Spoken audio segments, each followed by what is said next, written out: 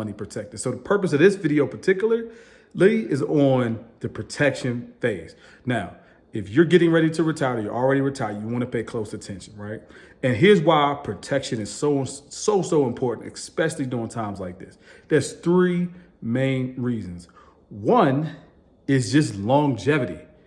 People are living, and hopefully you are, living longer than they ever have. According to Social Security data, if you make it to 65 and you're a man, the chances of you living to 84 has gone up significantly, right?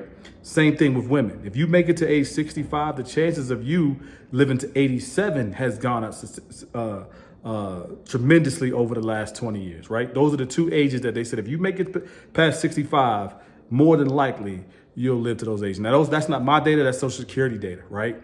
And so that's number one. You don't want to run out of money because you outlived your money, flat out. So you want to make sure it's protected, flat out. The next thing you want to think about is inflation, right?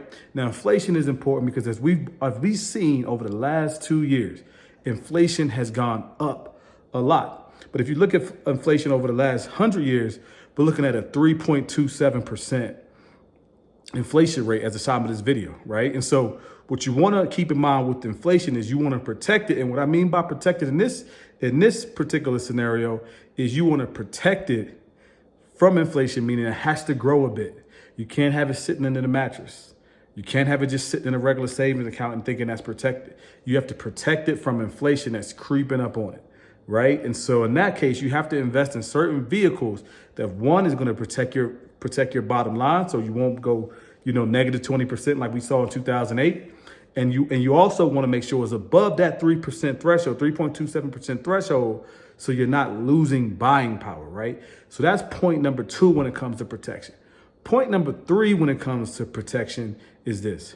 You have to have a strategic plan around how you're going to deal with medical emergencies, family emergencies, just financial emergencies. It could be anything, housing emergency. Like, you have to have a plan in place for that. And for that, there's a couple of different vehicles that you can use. One, you have the idea of a long-term, not the idea, but you have long-term care policies. Now, if you're in your 60s and you're watching this video, or in your late 50s, you probably wouldn't try to get a quote on long-term care, and it probably was pretty costly, right? And we do long-term care, and 9 times out of 10, at your age point, it probably is costly. But there's things you can do when it comes to how you set up your money to make sure that you're able to have money set aside for those long-term care needs, right? When it comes to family emergencies, you want to be able to think through those processes and think through the process of potential threat, so that if this happens, I have money set aside to be able to take care of that, right? And again, you want to work with somebody that can help you. Our team does it. You want to work with somebody, or you want to read the books or whatever you need to do to be able to put you in a place where you're able to be prepared for, again, I'm going to read them because they're all so common. Long-term care issue, which is typically medical emergencies between you or your spouse or your children, whoever, somebody in the family. Family emergencies, it doesn't have to be medical.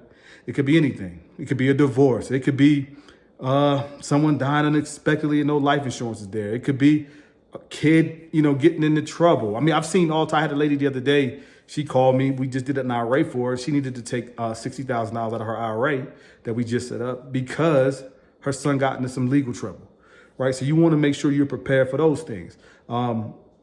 Housing emergencies, it's a lot of different things that you want to be prepared for in case they come up. And so that's the third one. The third one is just emergencies that surround you and everything that's around you. So I'm going to repeat these 3 things that you need to do to make sure your money is protected so you don't run out of money. 1, longevity. You don't know how long you're going to live, so you want to make sure you have money for the rest of your life. Because at the end of the day, when you're retired, you're unemployed.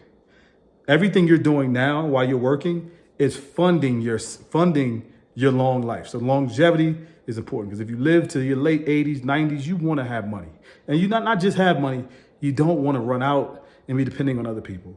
Number 2, you want to be able to protect yourself from inflation, right? As inflation rise, costs and things go up, you want to make sure you have enough money set aside to protect yourself from that. And number 3, you want to be protected with long-term care issues, family emergencies, medical issues, housing issues, you name it.